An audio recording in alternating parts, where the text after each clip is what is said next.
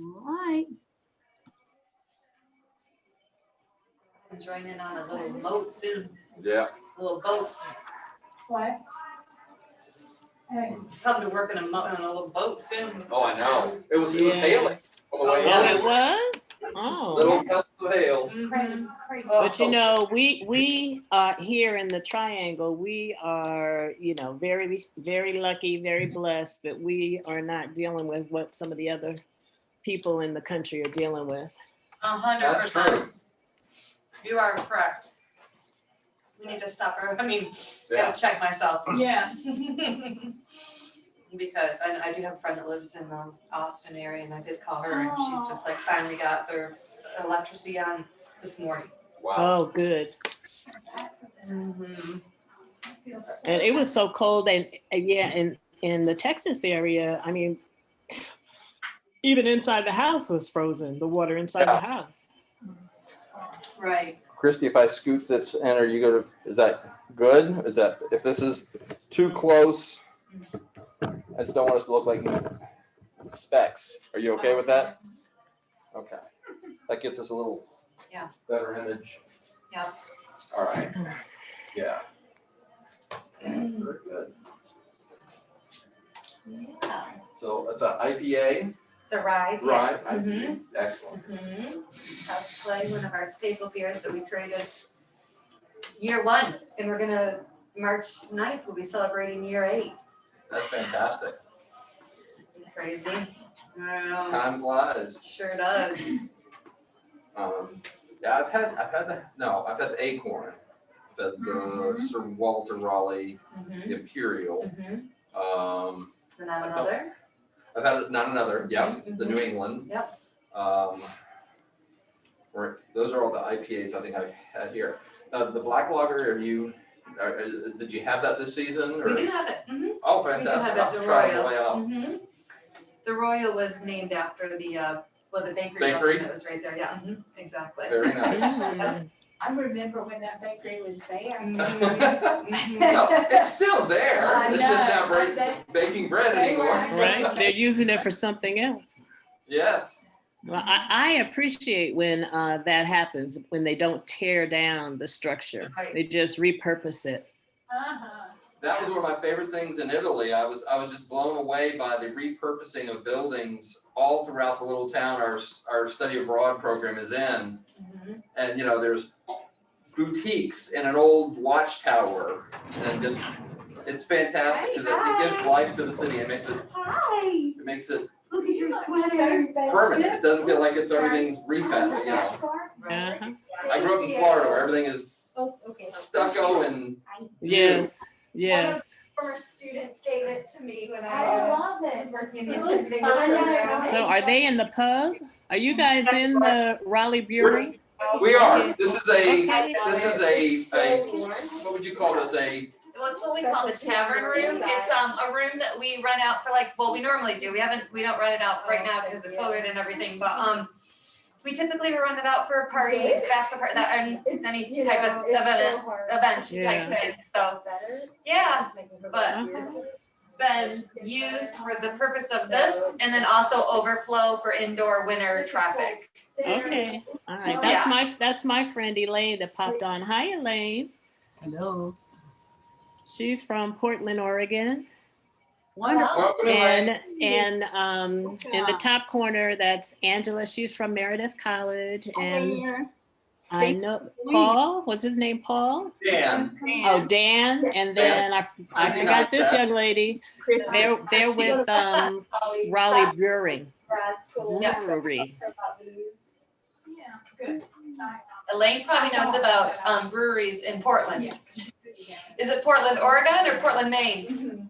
Portland, Oregon. Oregon, yes, definitely. Thought about bringing mine, but he just hasn't. Run out real quick. and be right back. Many breweries in Portland. Yeah. I was worried that he'd be so hyper. All these, it's crazy. Yeah. So some people are sitting live and Zooming Elaine, and then others, I guess, would just hop on the virtual. Yeah, most of our attendees have been virtual for obvious reasons. Mhm. But yes, there's room in the private room there at Raleigh Brewing for 10 or 12 people, I think Christy said. Okay. Yeah, probably so. And how many of these scholarships have you done? We just started in the fall, and we had 3 in the fall. The first one was about prohibition because we thought, why not, since we're in a brewery, right? The second one was focused on home brewing, and we brought one of the experts at Raleigh Brewing and also one of our faculty members who does home brewing himself. And they talked about all the ins and outs of that and the equipment and stuff. It was fascinating. And then in November, we talked about women in the craft brew industry, which was such a really interesting program. Yeah. Because Christy she has the distinction of being the first woman to own her own craft brewery in North Carolina. Oh, good. Pretty big. Yeah. Yes. And I'm positioned perfectly right across from Meredith College, with where the women, they're raising some strong women over there, so it works out perfect. That's right. And the women have done many firsts. Exactly. Oh yeah. Yes, so true. Cheryl, if you want to plug Ruth's article at the end, I'll hold up the issue and let them see what it is. I will. I will be doing that. Thank you. What time are you starting at? 5. 5. Okay. Yeah. 4:58. Yeah, so, yeah, She's got fun, she's got attention, she's happy. mine has been going crazy with this weather. Mhm. That's why I thought about bringing him, but then I was like, no, with the way the weather's been and him not getting exercise, not Right. doing it. Yeah, Right. yeah, mine didn't want to go out today. Yeah. Although I she's know. normally ready to go, she went out, Yeah, turned around and said, Yeah, no, that's gross. Mm-hmm. that's right. I have to literally push mine down the stairs in the rain. Like, I have to go out in the rain Yeah. and push it. Right. I know. Yeah, our dog is like 12. Ah, there's Betty Webb. Mhm. Greetings, Betty Webb. Oh, Greetings. Nice to see Hello. Nice your to see masked you. face. Hi there. Hey, Daddy. Yeah, I feel like a bandit, but that's okay. Now, do I understand correctly that you're volunteering with the Friends of Oberlin Village, Betty? We've been to help clean up the cemetery a couple of Mhm. times and to the Yes. public programs. Cheryl, I actually live on Oberlin Road. Oh, so you do? What's your address?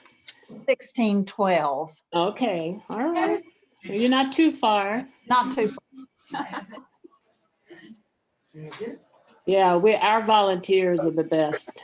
We get people that come and help us, and a lot of times we just contact them by email through our database. That's usually how you guys get the information, right? By email. And they come out. We've been cleaning that cemetery for 10 years. We do 3 cleanups a year. And it was once overgrown, but now you can actually, Yes, you can. see the tombstones, you can see all the way through it. So There is a big group of state students who are involved, so I hope this will inspire a group of Meredith students. yeah. Oh, I usually don't like to know the state students are doing something they're not involved in.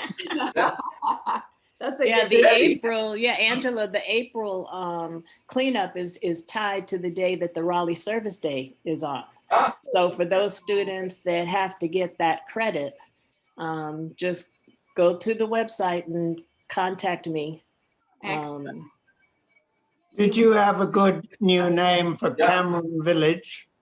Yes, we were happy with the name change. So are we. Well, several people said call it Oberlin, but Yeah, We we said wanted, no. we, thought that would be, we it wanted was- to, but. you wanted to, did you? I was afraid it would take away from Oberlin Village, and then Oberlin Village would be just swallowed into the shopping mall. Yes, yes. I think they could have come up with a slightly more exciting name. Yeah, well, Village I don't know, well, district. yeah, because Oberlin is a historic overlay district. Yeah. So I think they were doing I don't really know, this is just my opinion, I think they were doing a play on the words, but at least they were willing to take the Cameron name out of it. Yes. And Which, I hope you know- that they talked about it with you all. I didn't know. if Oh they did. yeah, we did a whole letter writing campaign, and we are in touch with working with the people that own it, and they have been on a tour, on a walking tour, and had their staff come out and help us. I think it was the October cleanup. So yeah, that has turned out to be a really nice partnership. And Well, they're helping Sneed's- us with the tree work that we're doing. Sneed's York was helpful with the memorial. So it makes me think. Yeah, Oberlin Rising. I'll talk about that a little bit. But Honey, you shrunk the kids. that's exactly, I shrunk the brewers. Right. I'm fine being shrunk. Yeah.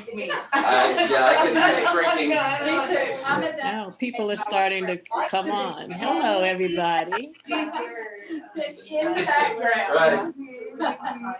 Right. First, looking at Gaston Wynn. Yeah, I see.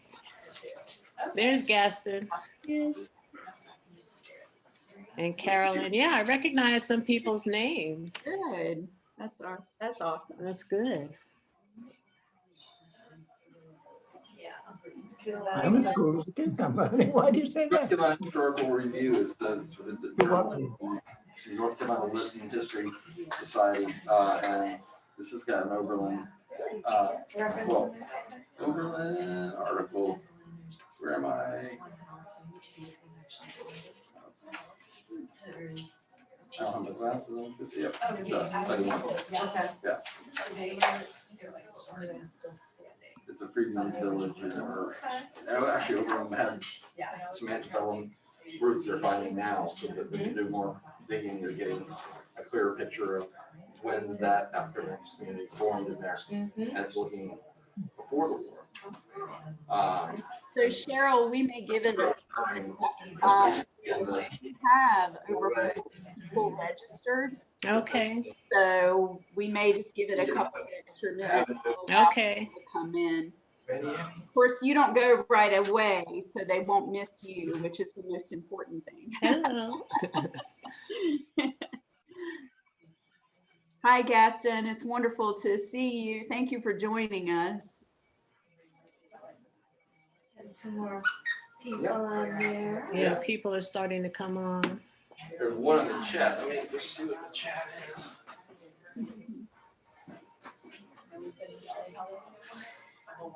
Oh, yeah, that's true.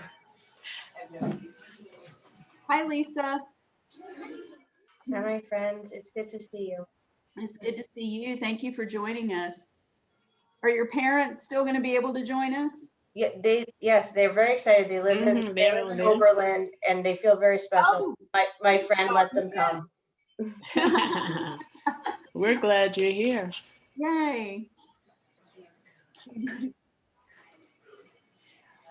Welcome, everyone. We may give it a couple more minutes after 5 o'clock before we actually start, just to give folks a chance to get in. We do have over 40 people registered, so we're expecting more faces to pop up, so we may give them a couple of minutes. No, ma'am. No, ma'am. There's a dog on site. Yes, or I'm just hungry, one of the two. Mm, Dog out there. Yeah. Shut it. Do you want me to shut it? Yeah. yeah. How many people do you have in the tavern room? Thank you. We have 2, 4 5 at this Mhm. moment. Okay. We have socially distanced seating, so we can probably get 12. She's in here. Yeah. That's great.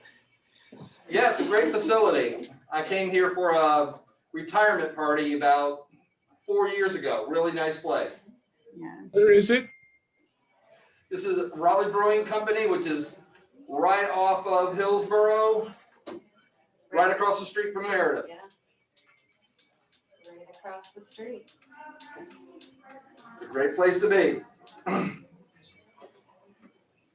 Across the Cheers. street. Yeah, I see familiar names. Mhm. I see Sue has joined us.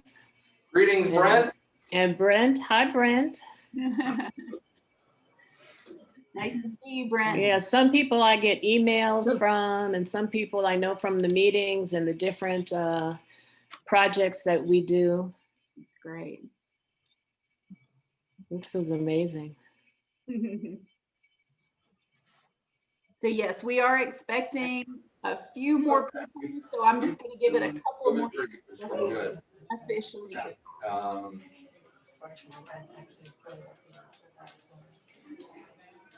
hoping. I think my son's school had a big spike over there, so. Guilford College, and so he's been free, he's on lockdown, so I'm gonna go pick him up, but he's been cooped up and he just gotta get out of the room for. Right. Agreed. Yes, and you're doing good. Yeah, it will. It will, just to have a little bit of love. That's it. He'll get some cooking and Yeah. he'll get to I'm trying. get out and walk the dog and not be cooped up in some limited space. Where it is. Well, I think like spring, summer will definitely be helpful as well, and then it goes over fall, it's a whole nother different perspective. Yeah, I'm hoping so. Yeah. The rollout, you know. A little clumsy initially. Well, yeah, but it's gonna get tougher because we're dealing with adults who have schedules. I mean, no, all respect to the retirees, but they can pick up and go. Right. But those of us who are working and have to adjust with childcare, so the level of difficulty amps up in terms of the populations that we have to serve dramatically. I agree. Plus the validation is easy to prove if somebody's 65 versus like how you're a frontline worker. Right. No issues. That's exactly, yeah. So it gets more complicated. They've got a pretty tall task and it's an important one, but it's gonna be hard to navigate. But we'll see. All right. Folks are connecting in.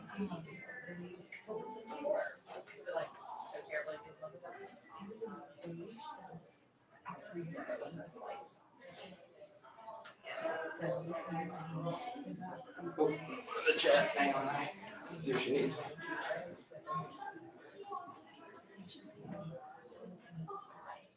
They probably do that.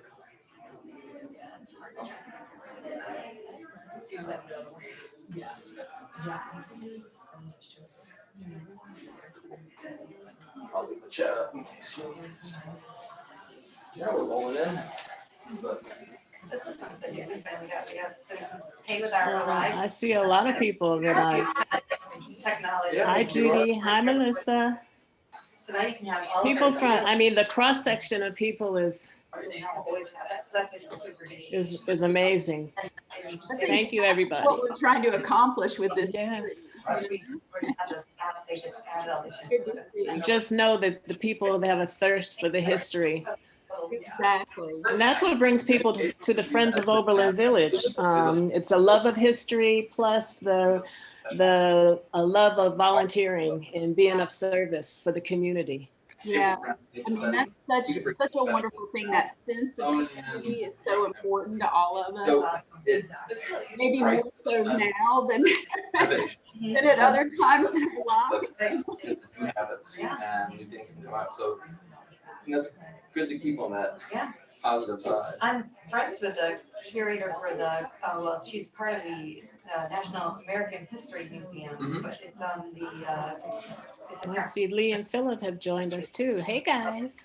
It was in 2019, late 2019, Teresa, whatever, I know her name. I don't know if you ever want to have a connection with her. That'd be great. Yeah, so they just created that craft room exhibit, like I said, looking late 2019, it's right next to the Julia Child's food exhibit. Well, given the Zoom, we could have her Yes.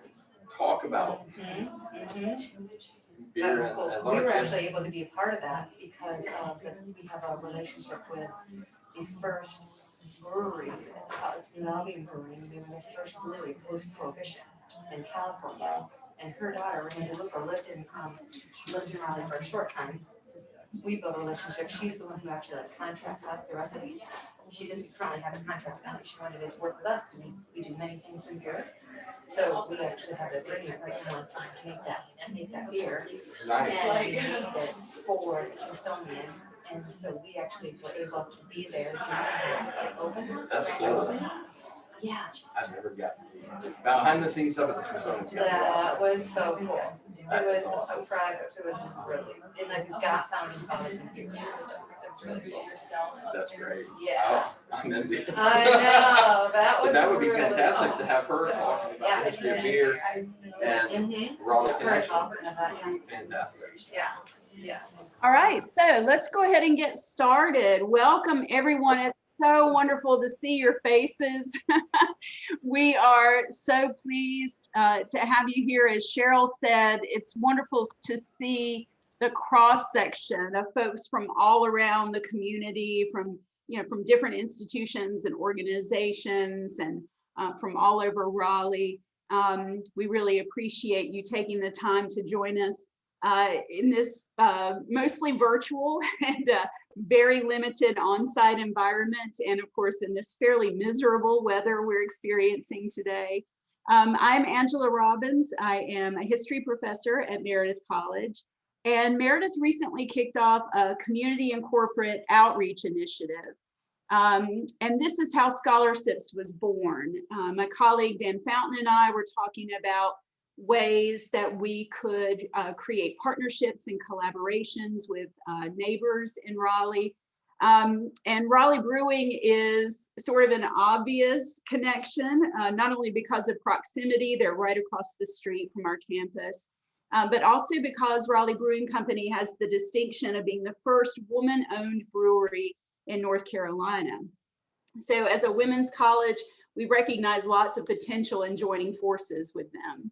Christy Neistat, the owner of Raleigh Brewing, has been a great partner in helping us pull these events together, and we're happy to have her here with us tonight as well. Our Office of Alumni Relations is helping plan and market these events. It's really great to see alums with us tonight, and we would especially like to thank Denise Parker in Alumni Relations for all of her efforts to make this series possible.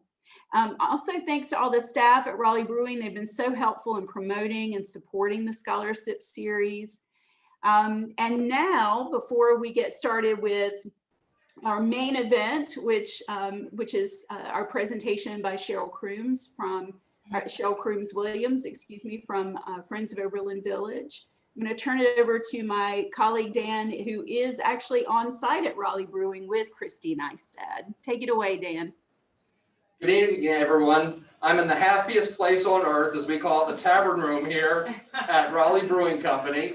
I'm sorry you can't all be with us, but I'm pleased to be here with Christy Neistat, who has been a great host for helping us learn about their beer, but local beer here in Raleigh. And tonight we're celebrating this episode of Scholarships with a brew that is named after a local connection. One of the features of RBC is to name their beers locally. Christy, how did you come by that? What drove you to that decision?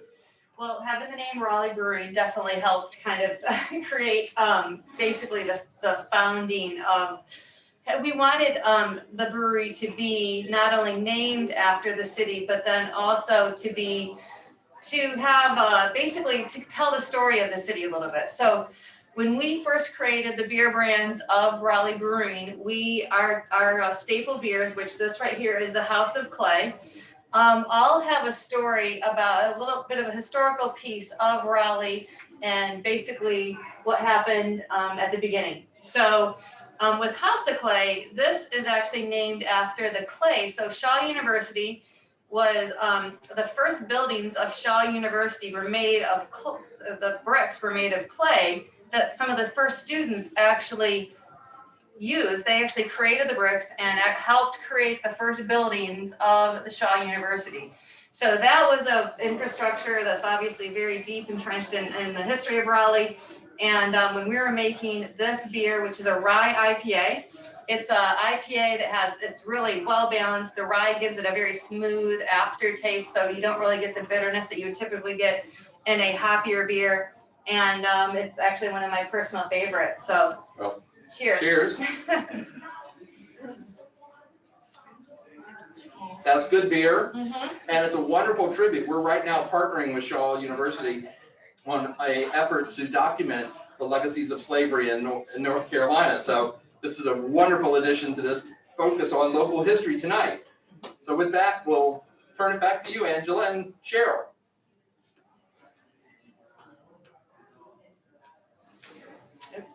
Mute. There There we we go. go. All right, thank you so much. Yeah, that local history, this is something that is really important to all of us. And it's one of the things we're focusing on tonight. So thank you, Dan and Christy, for that. February is Black History Month. And so of course we had that in mind when we were planning this month's program. As many of you know, for most of our history, curricula and textbooks rarely, if ever, highlighted the achievements of Black Americans or discuss the American experience through the eyes of Black Americans. And while our history itself is very diverse, the way it has been taught has traditionally been far from inclusive. And Black History Month was born out of this reality, an effort on the part of the African-American scholar Carter Woodson, beginning in the 1920s as Negro History Week, in the midst of Jim Crow segregation, to, as he put it, go back to that beautiful history so that it will inspire us to greater achievements. It's vital that we study Black history because otherwise we can't truly see and appreciate the American experience, nor are we able to see and appreciate the richness and diversity of our own history, the history of North Carolina, the history of Raleigh. And our guest speaker brings her expertise and knowledge to this conversation about our state and local history. It is my distinct pleasure to introduce our guest speaker tonight, Cheryl Williams. She's a self-described history enthusiast. She serves on the board of directors of the Friends of Oberlin Village, whose mission is to preserve, honor, and educate to create community awareness on an important part of Raleigh's history. Cheryl currently chairs the Education Committee, responsible for gathering historical data, and is currently working on an oral history project from the descendants of the villagers from historic Oberlin Village. As cemetery steward, she works with volunteers on maintenance and preservation projects for the historic Oberlin Cemetery. Cheryl is a descendant of John T. Turner, who built a home in Oberlin Village in the late 1800s. He was also the owner of the Raleigh Shoe Company, an investor in Mechanics and Farmers Bank, and the Hargett Funeral Home. You may have seen Ms. Williams, like I have, give an interview to a local news outlet in the past couple of weeks when it was announced that Cameron Village would be renamed the Village District. And one of her colleagues, I have to say, I love this, described her as a rock star. I love that. We welcome your questions this evening. We'll have time at the end for conversation and questions, but also feel free to type your questions into the chat if you like. We would love to have lots of conversation tonight. So please join me in welcoming Cheryl Williams. Hello, everybody. Thank you. Thank you for inviting me to this. This is such a good idea. And I'm so happy that so many people are interested in the history.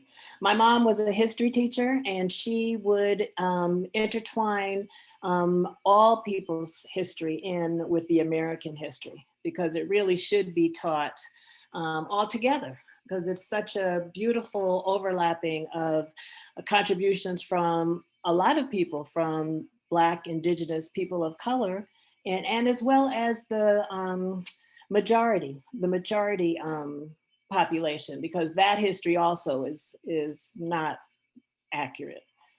I don't know how many people know, but there were actually 13 freedmen settlements that emerged after the Civil War. And people had a thirst for home ownership and a thirst for education. Coming out of the position of being enslaved, you know, people had to learn how to write, they had to learn a trade, and they took pride in building their communities. So, and ironically, one of the first few buildings besides someone's house that would go up would be the churches. So there were 4 settlements outside of Raleigh city limits: Lincoln, Cooks Hill, Beef Hill, Brooklyn, Oberlin, which was at first called Save Rent. Those parcels were sold to the free people who lived in that enclave and the newly freed enslaved people by a developer named Peck. And then there was Masonville, which is Method. So right now, Oberlin and Method are the only two that are left. All right, so I'm going to share my screen, just bear with me.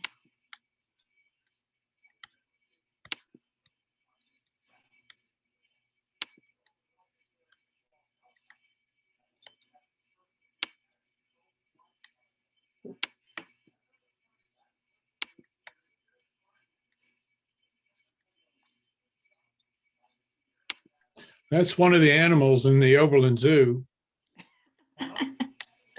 Okay, thank you. All right, so historic Oberlin Village. I want to share about the village. So the village came into existence in 1865 with the name. There were several families here already. It was named by an abolitionist, James Harris. He named it Oberlin, and that name symbolizes people pulling themselves up, overcoming, and just rising, uprising, uplifting where they came from, certainly, which was enslavement to freedom.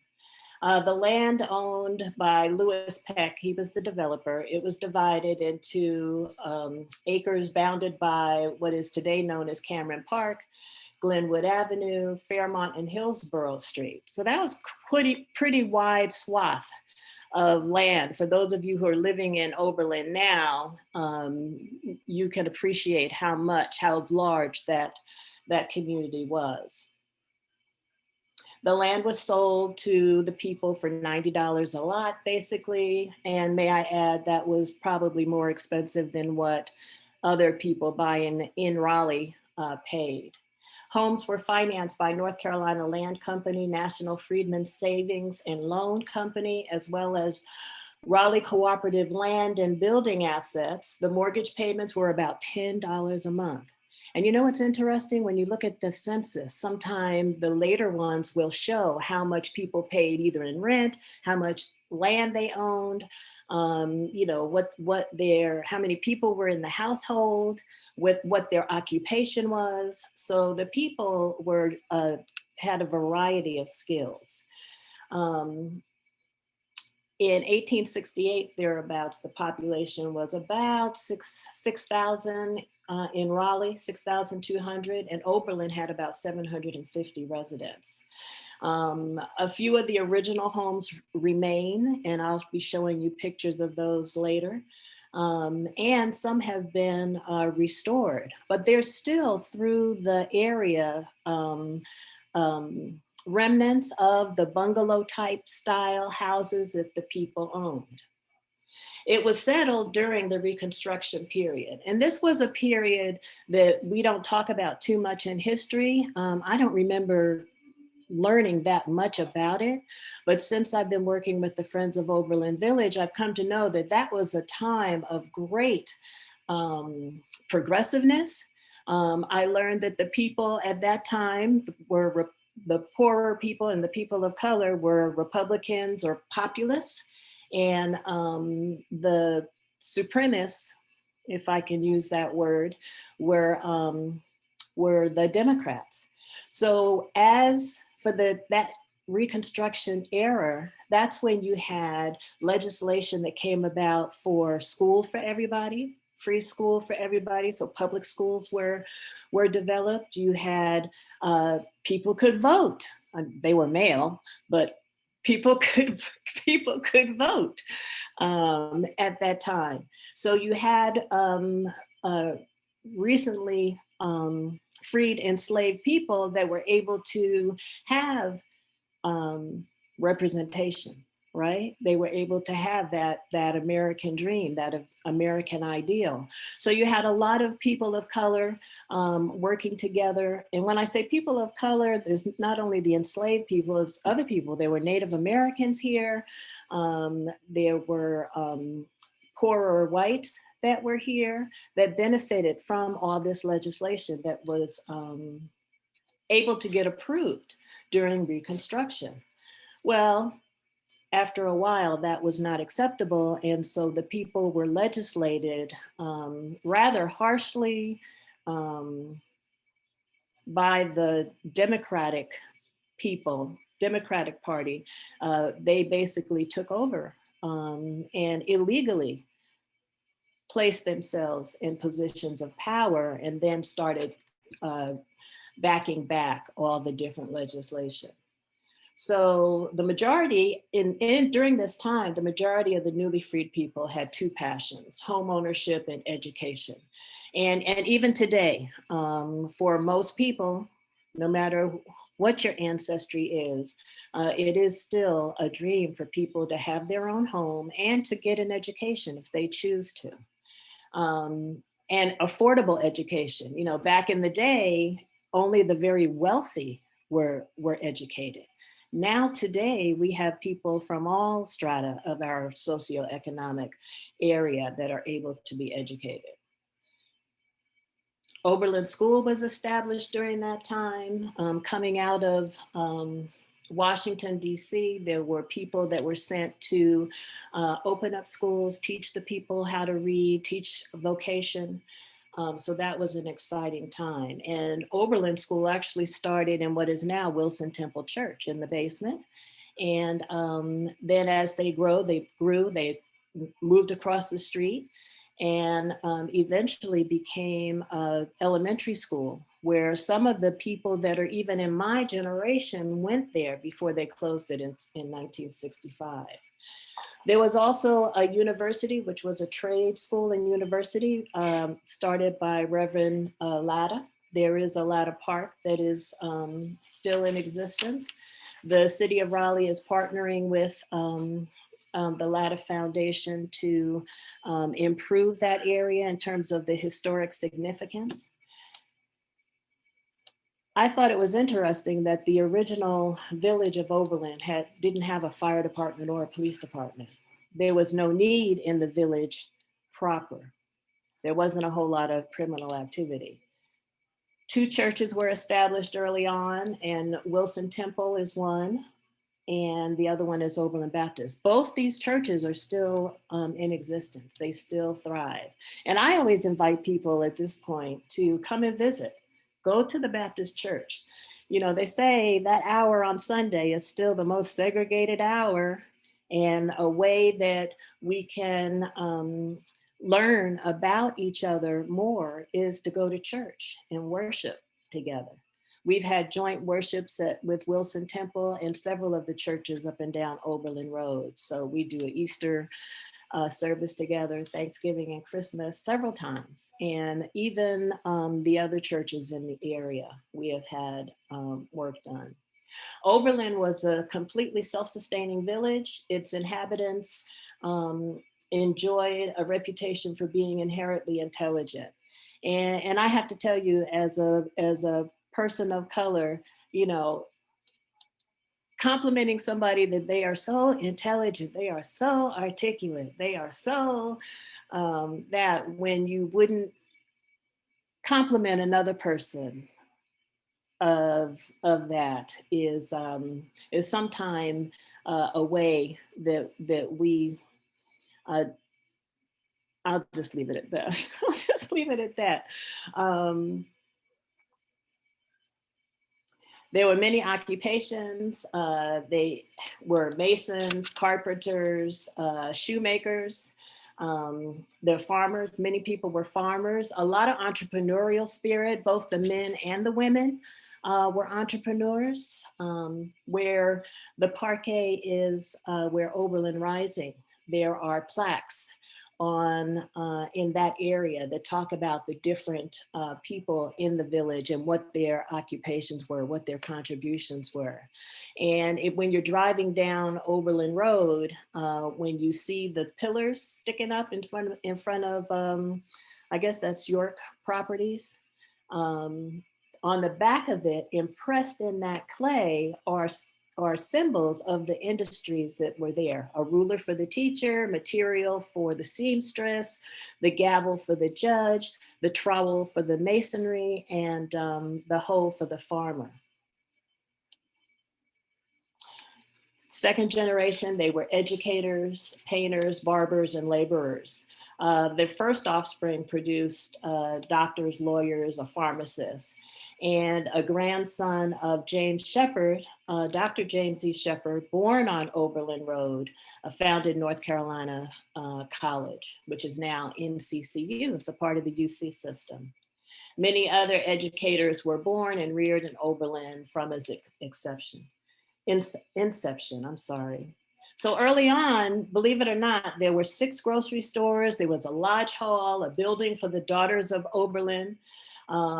Admission required impeccable character, as well as blacksmiths. And these were all between what is now 1031 and 1027 Oberlin Road. There was a blacksmith and an iron workshop. Grocery owners, Reverend Plummer, Hall's wife, what owned her own grocery store. So the thing that struck me is that women and men participated in the economics of the village, and the women had work on their own that they did. John and Alexander Sears operated a nursery, so they had horticulturists there. And that was across the street from Oberlin Baptist Church, which is where Oberlin Rising is right now. There was a tannery. Robert Turner, who's probably an ancestor of mine, operated a tannery. And Richard and Arthur Shepherd operated a slaughterhouse at the edge of Oberlin. So I share these tidbits with you to let you know that this community was thriving, it was self-sufficient, and they were contributing not only to the economy of Raleigh, but to the improvement over generation of the people that lived there. And each generation was able to increase their standing in the community and their wealth, which who doesn't want to do that? I mean, I think that that's an ideal that every American strives for. The families like the Morgans, the Flaggs, the Webbs, and the Stredwicks were kept busy with masonry and stonework. A lot of these artisans helped build what is now Moore Square, what is now the Village District Mall. Many often built other municipal buildings downtown. So their skill level was very great. It was very great.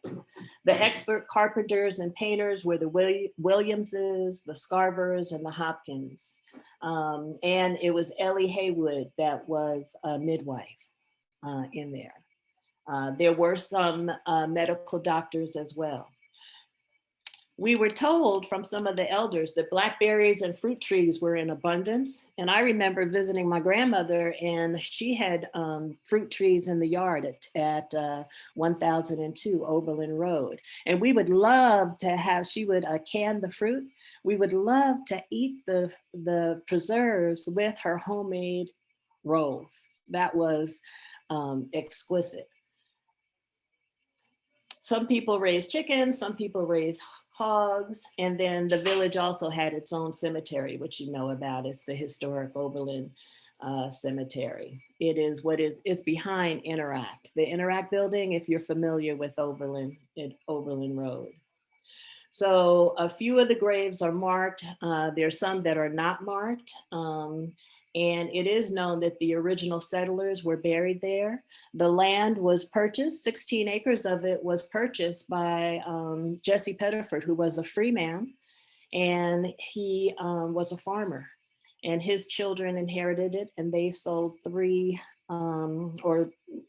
offered 3 acres to the people of Oberlin Village. By that time, they could not be buried anywhere else. They had to have their own cemetery.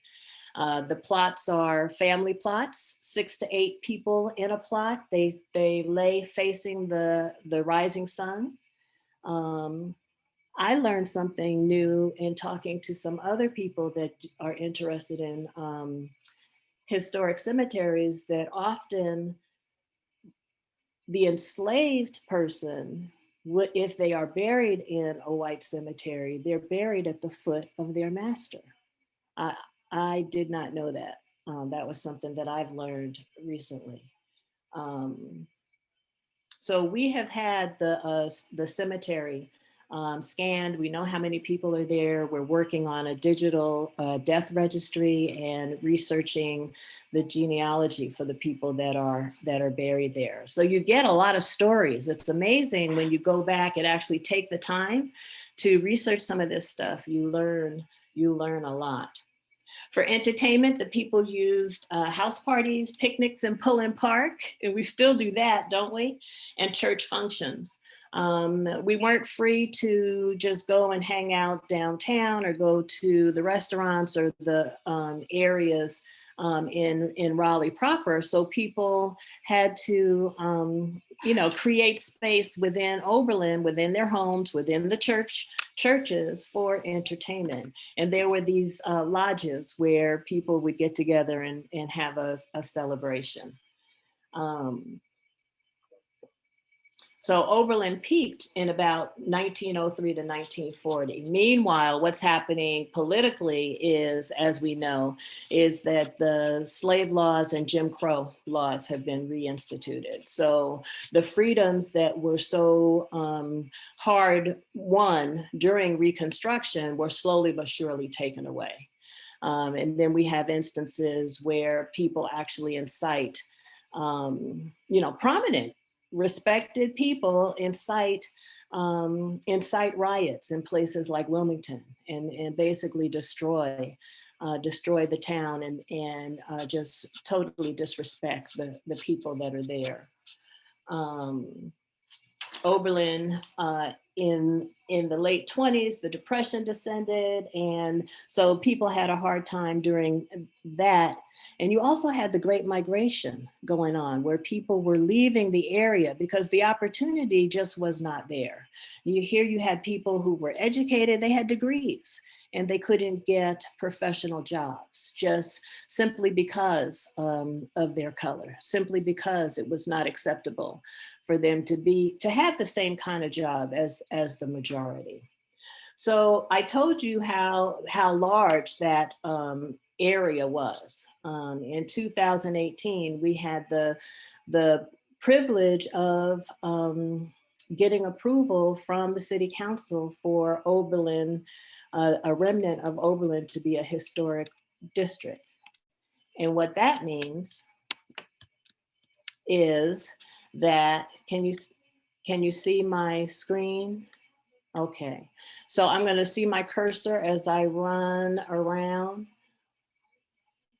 And there's a process for doing this. We had to get a certain percent of the people to agree to be a part of the historic overlay. And what that means is that when people come into the area, not that we're going to tell them what they can do, no, but we hope that they will understand that it is a historic place, it's a sacred place, and that whatever building or rebuilding that they do, they take into consideration the architecture and the specialness of that space. So you see from the vast area that I talked about earlier in the talk to what is left, it's very small. It's very small. So history in Oberlin continued to be made. And then as late as 1954, after the Brown versus Board of Education, I think that actually happened in 57. There was a family, the Joseph Holt family, who lived in Oberlin at that time.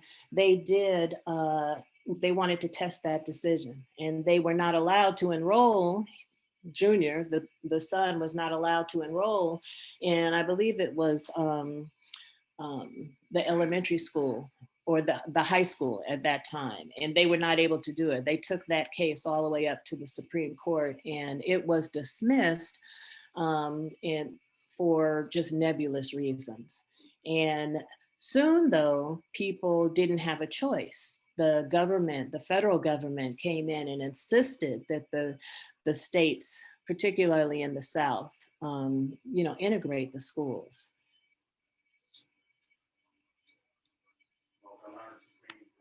North Carolina Supreme Court. It's both miraculous and amazing that any of Oberlin, originally a totally African-American village, you wouldn't know that today, continues to exist. There are still a few families there, few descendants from the people that lived there before, but now it has been gentrified to the point that, the average person really cannot afford to live there. I mean, you have to be pretty wealthy, even by the majority standard, to live in Oberlin today.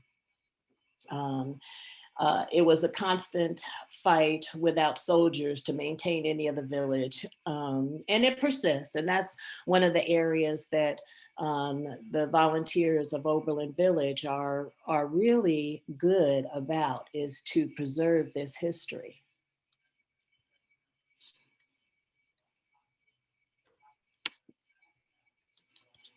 I want to get another shot. Let's see. You can share your screen and then advance it Okay. on the program in which it lives. All right. Well, maybe I know how to do that. All right, this is the Turner house. This is my ancestral home.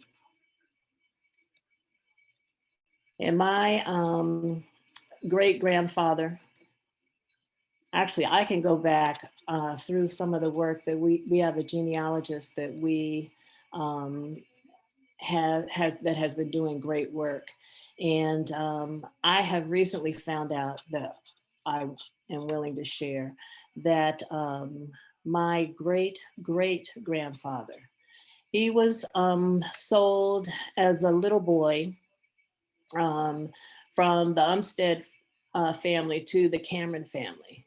So he grew up on Stagville, and it turned out that he was a skilled shoemaker. And he was highly skilled, so his value was high. He was valued at $900. My great-grandfather was born, he was a little boy born. Now, my great-great-grandfather was married 2 times. His first wife died, and the descendants from that line were the first to come to Oberlin. I told you before that there was an enclave of free people there, but then some people who were enslaved discovered that they could come here, buy property. This was a place that was comfortable to live. They could prosper. And so the descendants of the first wife and my great-great-grandfather came to Raleigh. Then his wife died, still while they were enslaved. Now they were enslaved, and she died, and he married again my great-great-grandmother that I'm descended from. And the census shows that after they were released from enslavement, they lived originally right in the area around Peaksville, which is the farm that they worked on. And they didn't come to Raleigh till the late 1800s, 1880s. And he built that house that you see. It started as a 2 or 3 room house. And as they had children, they added more and more. I just think that it's incredible that in families, typically you're going to have the same industry or the same specialty, even if you don't know it. And so I think it's ironic that my great-grandfather sold shoes at the Raleigh shoe store in Raleigh. That's amazing. Let me pick up another one.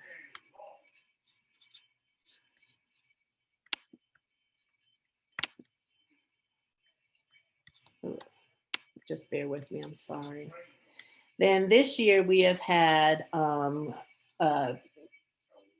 North Carolina Preservation has preserved, renovated and preserved the Plummer House and the Fields Graves House. The Plummer House is a princess design. You see the beautiful turrets and the detail of the architecture. So this area over here was where you would go to visit the pastor. And then this would be the home area. So there's a door over here. So they took it back to the original colors, the original design, and they made the roofing similar to what it would have looked like.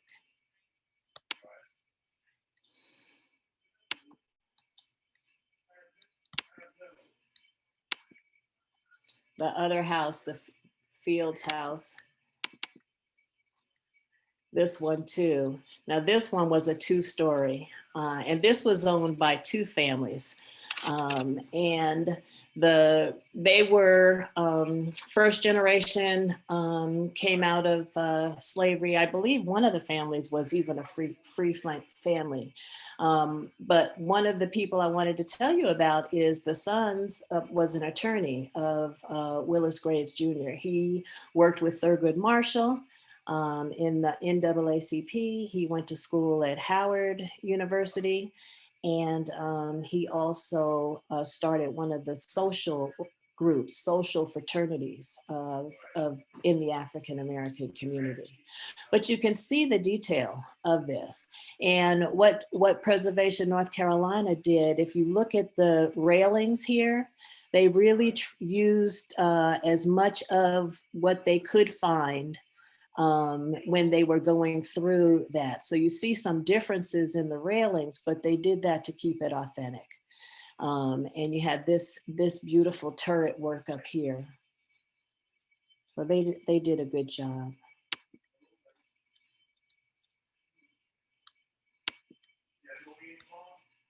I'll just show you one more.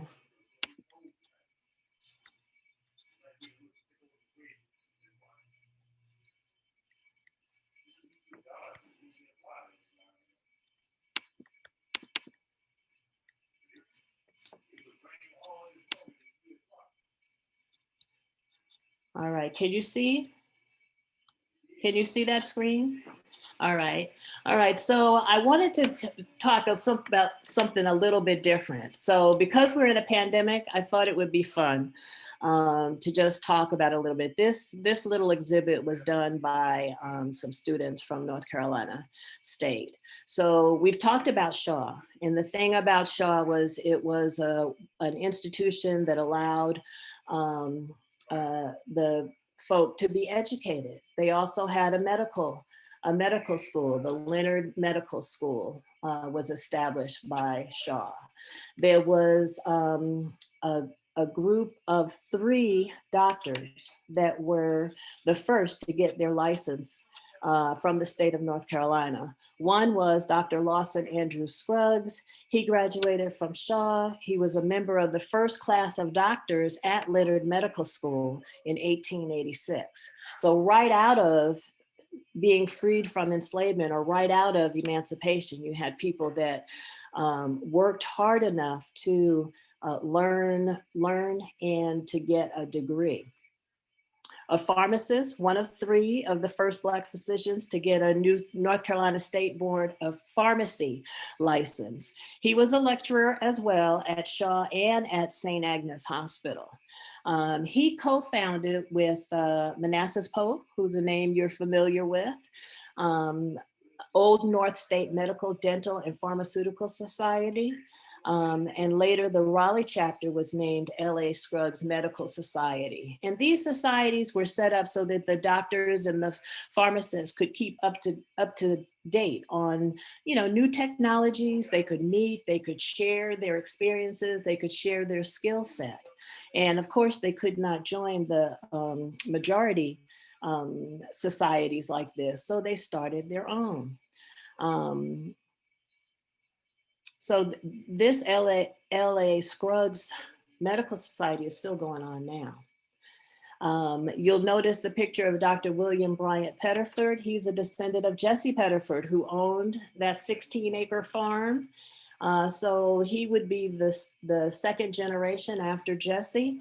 So he was born in Oberlin Village, and he practiced medicine for 25 years. He did his internship at St. Agnes Hospital. And you see he went to Boston University and Meharry Medical School. My dad was a dentist, and he got his degree at Meharry Medical School. At one time, they could not go to the majority schools, the white schools. I know my dad was told when he wanted to go to Rutgers, we're from New Jersey, when he wanted to go to Rutgers, they said that he could audit the classes, but he couldn't matriculate there. And luckily he knew people from the South that said, well, you know what, you don't have to worry about auditing. You can matriculate at schools down here. We have plenty of schools. And we know that North Carolina has the largest number of historically Black universities and colleges. So there's a proud tradition of education and giving back to your community. In Oberlin itself, several of the families, the Capehart family had doctors in it, the Pettifords, of course. I will share something with you that North Carolina was so good about separate but equal that they would pay Blacks to go out of state to get their higher degree. And the other colleges knew that. And so if a person of color coming from North Carolina applied, they would get accepted because they knew that the tuition was pretty much guaranteed to be paid. Good thing that's not the case anymore, that we have to go out of state. And then the other thing that I thought would be fun, these students, since we're in a pandemic, you can see over to the right that there were leading causes of death, and all of us had to deal with these. This is not just a Black and Indigenous people of color thing.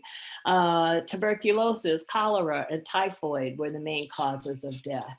Of course, there's a gap with wealth, health, education, housing with the majority and the BIPOC population. So back in 1866, a ton of people lost it to cholera. And back then, the technology in medicine was not as good as it is today. Then you had typhoid, infant mortality was high in 1900. Then remember the influenza, that flu that came through in 1910, a lot of people died. And then tuberculosis again in 1920 and 1930. And soon we will have this pandemic that we are dealing with. But it is just amazing how quickly the scientists and the researchers were able to work together to come up with that vaccine. And one of our own, Dr. Corbett, one of our own women was on that team that generated that Moderna vaccination. So lots of good stuff. And I love sharing the history with you guys. The other thing, well, I think I've talked enough. I think I should give time for questions. Thank you for listening to me. And I just appreciate being here today.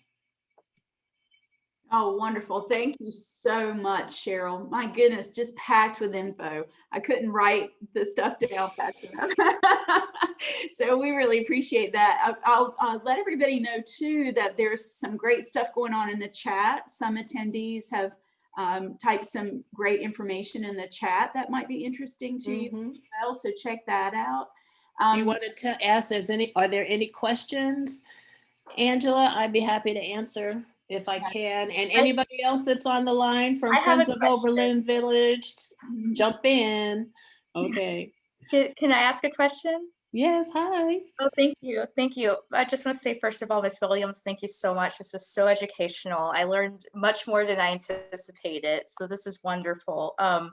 I'm trying to figure out how I want to phrase this question, but you had mentioned the significance of home ownership. And I think, you know, when we're thinking about like success and progression, you know, relying on income as a basis of socioeconomic status isn't sufficient. A lot of people think about like accumulated wealth, family wealth, and home ownership in that conversation. And so I guess my question for you is, with your knowledge and experience and learning about the significance of home ownership and you know, land and property, knowing that there's been some conversations about reparations, do you has there been any indication that has there been anything that you know, can aid us in understanding if there's been a conversation also not just about like monetary reparations, but more so about, you know,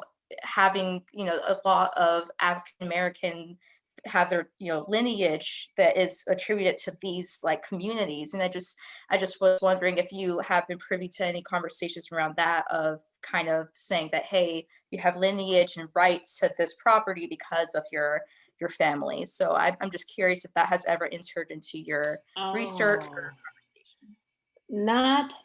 Not that specifically. I know that there have been some of that type of thing done at universities. I'm thinking of, is it Princeton? That their reparation was to have scholarships available to pay for the education of those people that they had enslaved. It's funny when you talk about the economy, the economics of enslavement. Not only were we tasked with working and building under the direction of these slave owners, but their wealth was generated by the expertise, the creativeness, the inventiveness, the labor of the people. And so as the majority passed down their legacy and their wealth, yeah, it's often forgotten that, yeah, if you have free labor, well, yes, you're going to have some wealth if you have some free labor. I don't know about the reparations question per se, but I know in terms of home ownership in my community and in my family and education, it's very important. And we will hold on to our properties as long as we can. And then you need an education piece. You know, how do you keep that property? A lot of people will buy property, but can you keep it? I will give you a tidbit. In Oberlin, that was the highest percentage of home ownership, the highest percentage of home ownership in Raleigh at that time. So that tells you how strong that desire to have home ownership.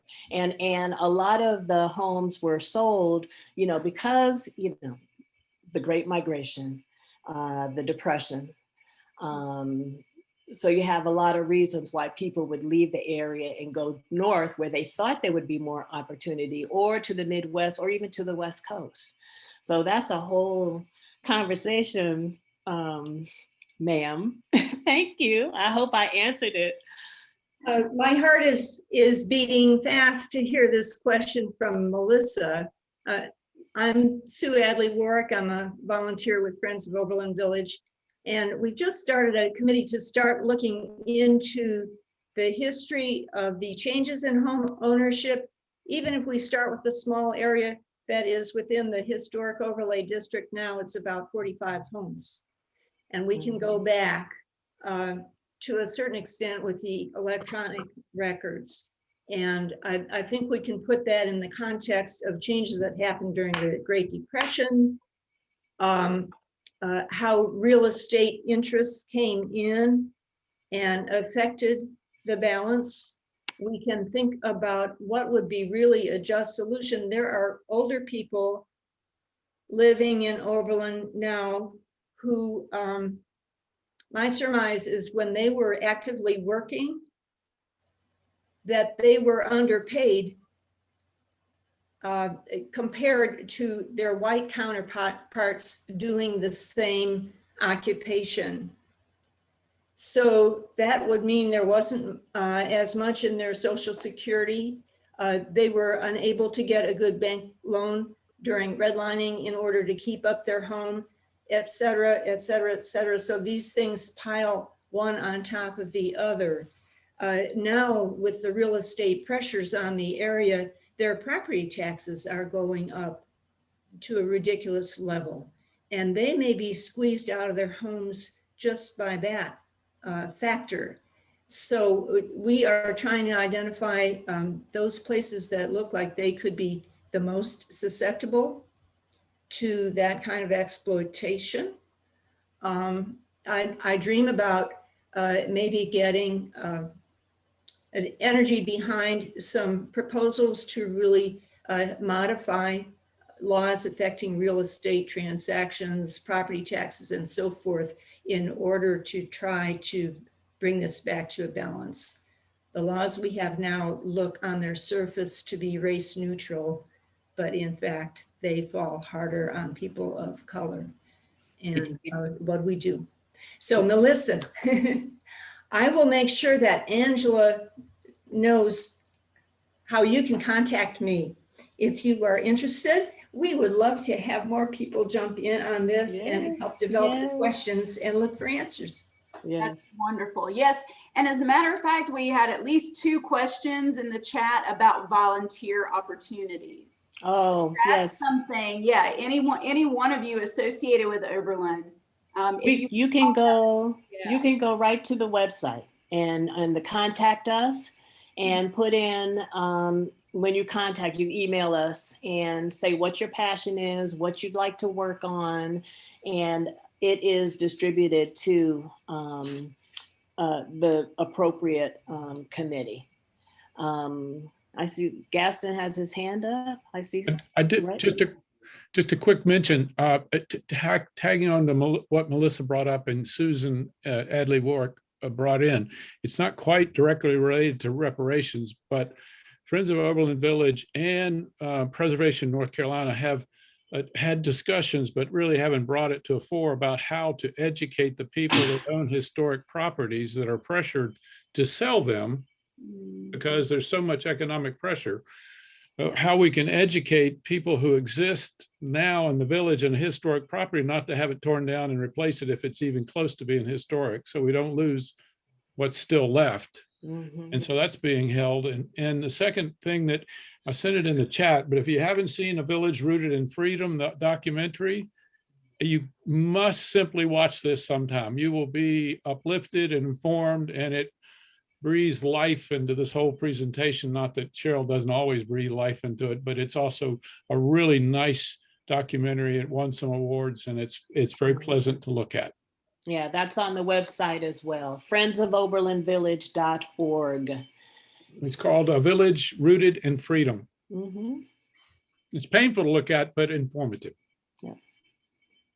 Yeah, I see Daniel's got in the chat on the 28th, Ruth Little, who is a historian and has written about the enclave of free people who were in Oberlin before the emancipation. So that's on Sunday the 28th. If you go on to the website, again, friendsofoberlinvillage.org, there will be I think you just say in the contact, send me a link to that. And they'll send you even a copy of the article that you can read.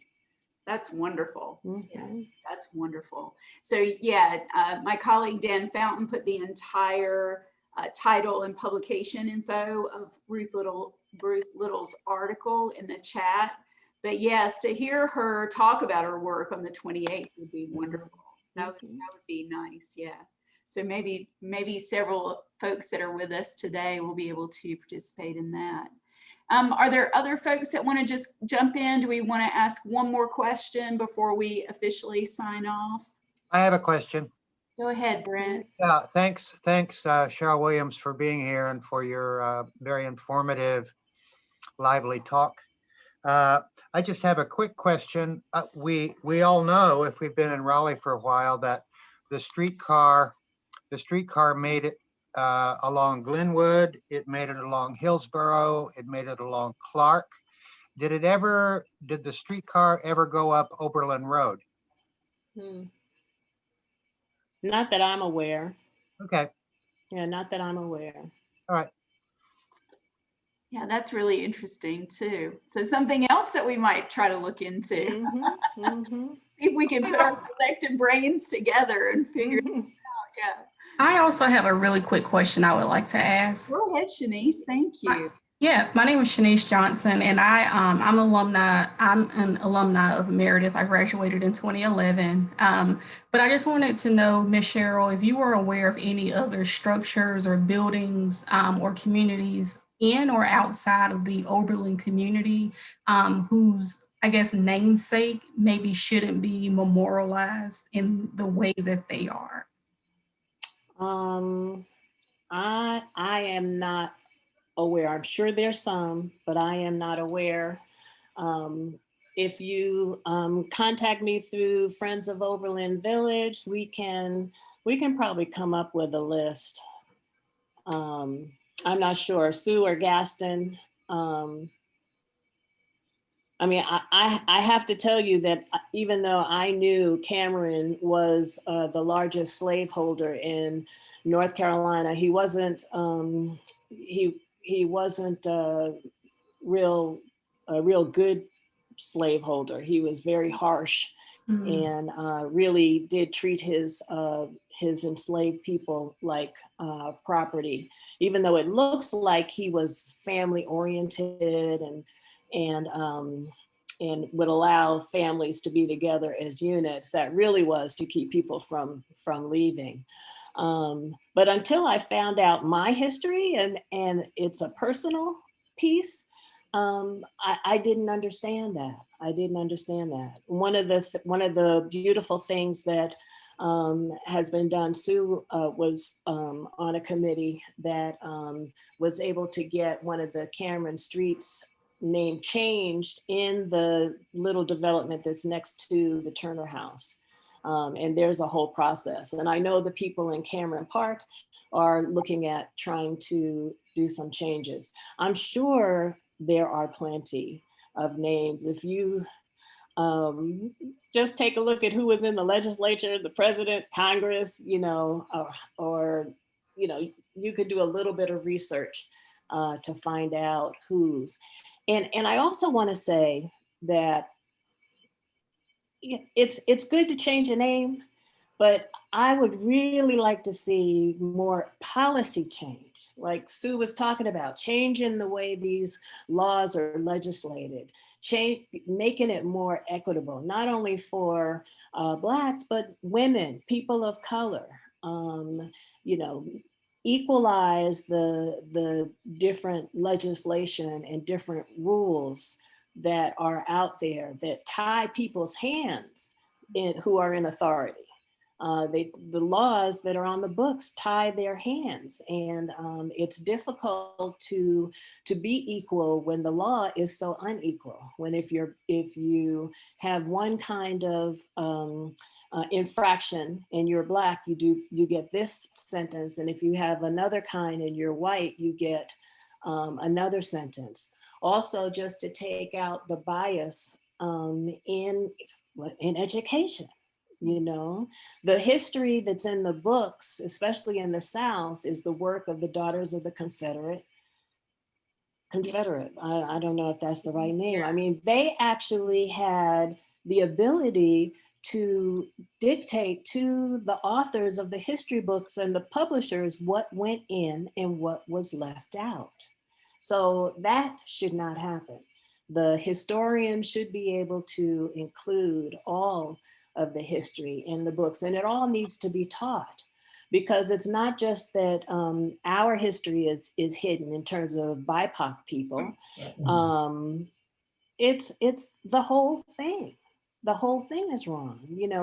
Raleigh sits on land that was on for the Native Americans and their contribution to history. We never hear about that.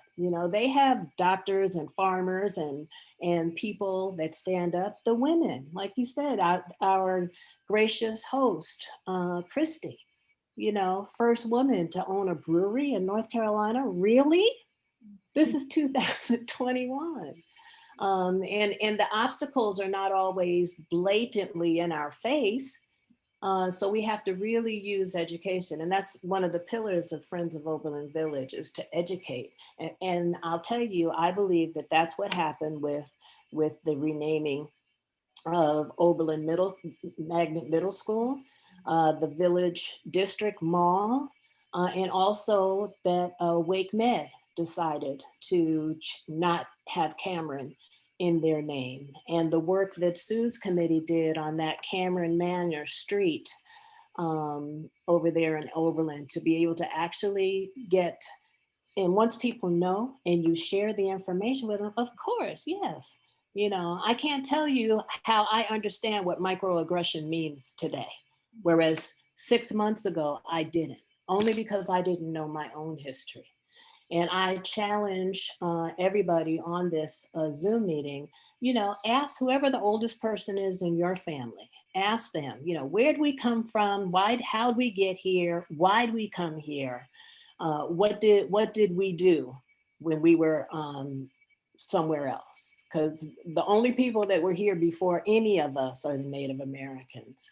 And so can you imagine not the people that came over in the slave ship now, but can you imagine what chutzpah it took for somebody to pick up and leave their country and cross the ocean and come in for a new life? And, you know, pretty much be able to do that. And that American dream, for some people, it's still able to happen today, but it needs to happen for many more people. Well said. Thank you. Thank you, Cheryl. Oh, hey, Jennifer. Sorry. Any more questions? That's okay. Any more questions? And you know what we can do too, Cheryl, if it suits you, we can go ahead and officially sign off so people can go do other things if they need to, but invite, if you have the time, invite folks to stay and continue chatting with you if they just want to chat with you one-on-one about a couple of things. That's if you fine. have time. Yes, I have a little bit of time. All right, awesome. Well, thank you all so much for joining us today. And thank you so much, Cheryl Williams. This has been, again, so informative and so uplifting. Thank you so much. And for those of you that are really interested in learning more about Friends of Oberlin Village, you heard the invitation. Go to the website, join them, sign up to be on a committee, sign up to do volunteer work. You're welcome. And so, yeah, to be part of the community and, you know, to share in that experience would be wonderful. So thank you so much. So we will officially sign off. But yeah, if you want to stay around and chat with Cheryl a bit, please feel free to do that since she has a little bit of time. She's generous to stay around with us. And hopefully those of you who are here today, you can perhaps join us again next month when we have a couple of scholars from Meredith who are going to be talking about the history of pandemics. Right? Very timely. So we look for some of you again next month. Thank you so much for joining us today.